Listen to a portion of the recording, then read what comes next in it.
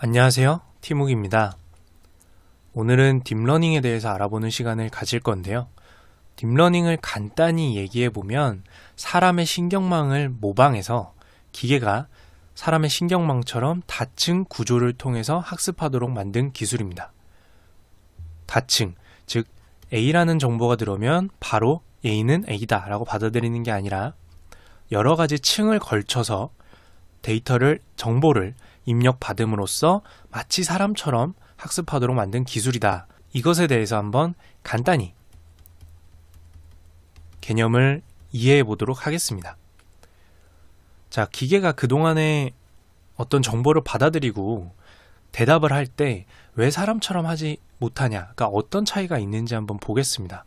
여기에 특정 정보를 입력받으면 그게 자동차인지 아닌지 대답을 해주는 컴퓨터를 만들었다라고 보겠습니다. 자, 여기 세 가지 특징 정보가 있는데, 자, 바퀴가 있고 날개가 없고 모양이 사각형이면 자동차라고 대답해 라는 인공지능 컴퓨터를 만든 거죠. 그래서 묻습니다. 바퀴가 있고 날개는 없고 모양은 사각형이야. 이게 뭐니? 라고 물어보면 당연히 yes, 자동차입니다 라고 대답을 하겠죠. 그런데 두 번째로 바퀴가 있고 날개는 없는데 모양은 사각형이긴 한데 한 5cm 정도 찌그러진 사각형이야. 이건 뭐니라고 물어보면 기계는 그동안은 그건 자동차 아니에요. 절대 아닙니다 라고 대답을 한다는 거죠. 왜? 그냥 사각형과 조금 찌그러진 사각형은 사람은 같은 사각형이지 저 정도는 뭐라고 인정하지만 기계는 0.1의 오차도 받아들이지 않는 차이 때문에 그렇습니다. 반대로 얘기하면 사람은 구체적으로 무언가를 인식하지 않습니다.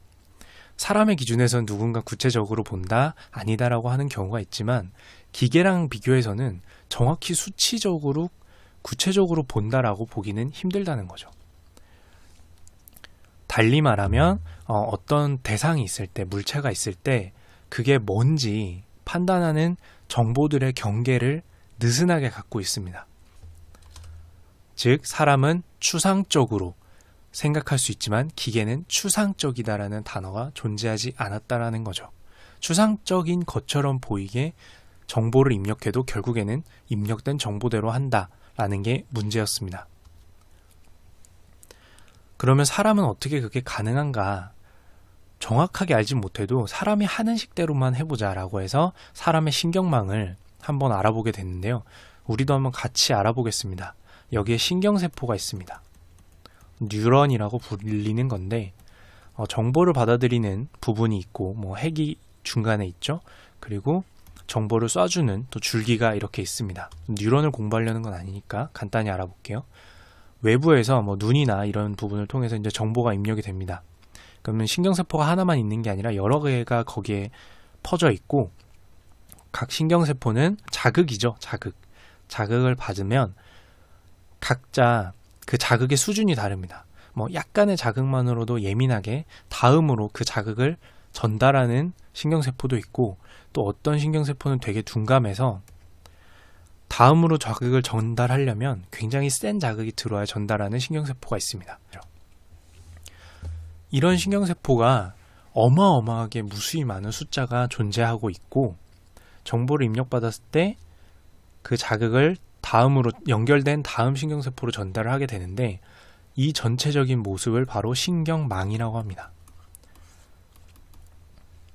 그리고 각각의 신경세포는 모두 조금씩은 다른 기준들을 갖고 있기 때문에 입력된, 즉 우리가 받은 최초의 자극이 A라는 글자의 모습이어도 최종적으로 우리가 받은 정보는 각자 조금씩 다른, 즉 A의 가장 위에 있는 끄트머리는 조금 분산되어 있고 중간에 있는 작대기의 위치도 정중앙이 아니라 정중앙으로 표현되는 게 아니라 뿌옇게 이 위치가 조금 위아래로 움직여도 A라고 입력받을 수 있게끔 추상화가 되는 겁니다.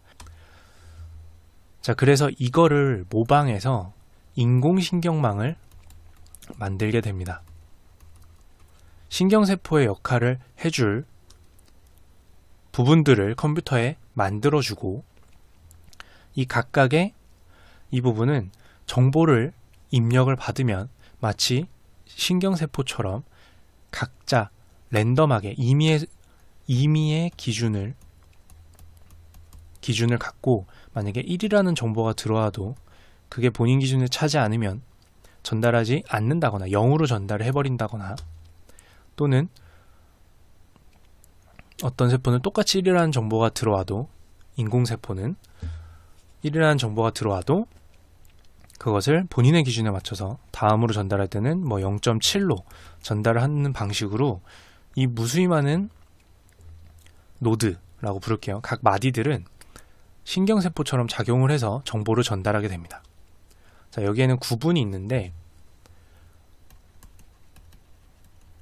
가장 처음 정보를 입력받는 부분이 입력층이라고 합니다. 정보를 입력받는 거죠.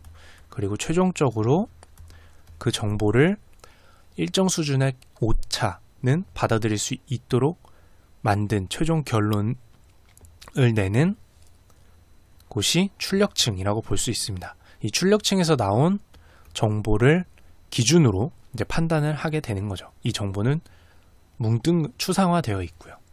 자, 근데 이 사이에 가장 중요한 게 숨겨진 층을 두게 됩니다. 히든 레이어라고 부르는데요.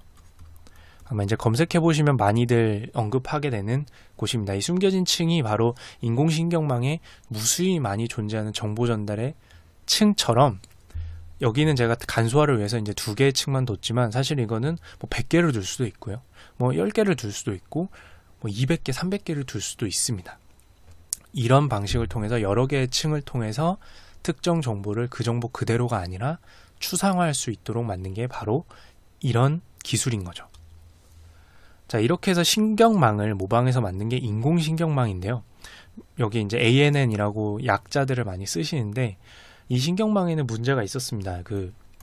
1950년대 중반에 이제 이미 등장한 개념이지만, 아까 말씀드린 중간에 숨겨진 층이 너무 깊어지게 되면, 너무 층이 많아지게 되면 여러 가지 문제를 나타냈습니다. 이제 오차가 생긴다든지, 또는 거기에 적용하는 기술이 또 다른 에러를 만들어낸다든지 이런 문제가 있었습니다. 근데 이런 중대한 문제들을 몇 가지 해결함으로써 이 숨겨진 층을 굉장히 깊게 둘 수 있게 됨으로써 중대한 문제들을 해결하게 되고, 이를 통해서 등장하게 된 게 딥러닝이다 라고 볼 수 있습니다. 즉, 숨겨진 층을 더욱 깊게 가져오게 되고, 이 외에도 중대한 문제 몇 가지들을 수많은 똑똑하신 석학들께서 해결하면서 이제 등장한 게 딥러닝이 되게 된 거죠. 물론 딥러닝에도 문제가 존재하지만 그것도 이제 매일매일 그 개선을 해나가고 있는 상태입니다.